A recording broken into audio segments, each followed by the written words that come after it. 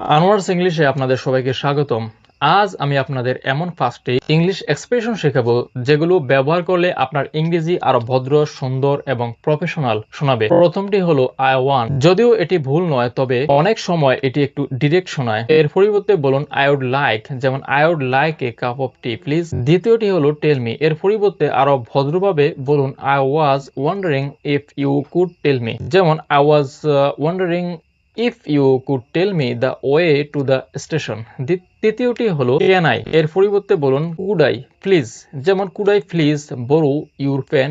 এটি অনেক বেশি পোলাইট শোনায়। চতুর্থটি হচ্ছে মে আই প্লিজ। এটি অনুমতি চাওয়া একটি খুবই ভদ্র উপায়, যেমন may I please come in. আর পঞ্চমটি হলো ডু ইউ মাইন্ড অথবা would it be possible to, যেমন do you mind if I open the window অথবা would it be possible to change the meeting time.